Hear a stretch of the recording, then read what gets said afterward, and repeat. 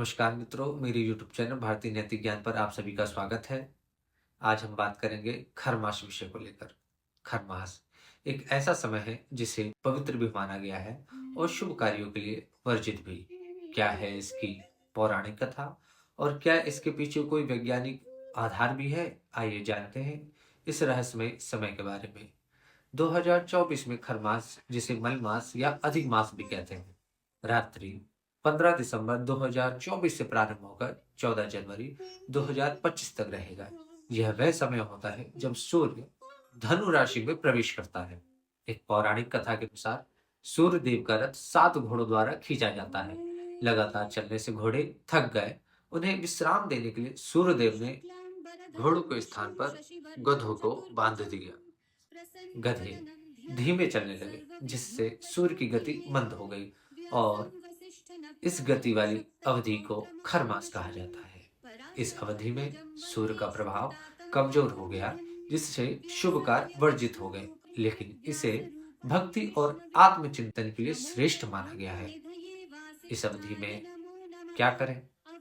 खरमास के समय आप भगवान विष्णु की पूजा करें और दान पुण्य करें। धार्मिक ग्रंथों जैसे गीता और रामायण का पाठ करें। साधना और व्रत के माध्यम से मन और आत्मा को शुद्ध करें। इस अवधि में क्या नहीं करना चाहिए? शादी, गृह प्रवेश या नए काम की शुरुआत ना करें। ज्यादा खर्च और व्यर्थ की यात्रा से बचें। नकारात्मक भावनाओं जैसे क्रोध और आलस्य को अपने ऊपर हावी ना होने दें। यदि इसे वैज्ञानिक दृष्टिकोण से भी समझें, तो खरमास केवल एक धार्मिक और पौराणिक महत्व ही नहीं है, बल्कि इसे वैज्ञानिक दृष्टि से भी समझा जा सकता है। यह समय खगोलीय और मौसमी परिवर्तनों से जुड़ा हुआ है, जो मानव जीवन और पर्यावरण पर गहरा प्रभाव डालता है। खगोल शास्त्र के अनुसार इस समय सूर्य की ऊर्जा का प्रभाव पृथ्वी पर थोड़ा कम हो जाता है। खरमास के दौरान सूर्य की तीव्रता कम होती है, जिससे ठंडक का प्रभाव बढ़ता है। इस समय रबी फसलों के विकास और सर्दियों के अनुकूल जलवायु का निर्माण करता है। किसान इस समय फसलों की देखभाल पर ध्यान केंद्रित करते हैं। शुभ कार्य करने के बजाय यह समय प्रकृति के साथ सामंजस्य बनाने का संकेत देता है। सूर्यदेव के कारण शरीर के रोग प्रतिरोध क्षमता कमजोर हो सकती है, इसलिए इस समय शारीरिक और मानसिक स्वास्थ्य को ठीक रखने के लिए ध्यान, योग, स्वस्थ आहार पर जोर दिया जाता है।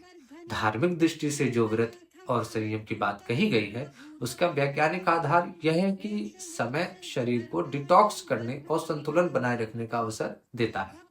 सर्दियों में दान करने का वैज्ञानिक महत्व यह है कि गरीब और जरूरतमंद लोग ठंड से बचें। यह सामाजिक संतुलन को बनाए रखने का एक तरीका भी है। खरमास प्रकृति के चक्र के साथ सामंजस्य बैठाने का संदेश देता है। तो खरमास न केवल एक पवित्र समय है, बल्कि जीवन को समझने और आत्मा को शुद्ध करने का भी समय है।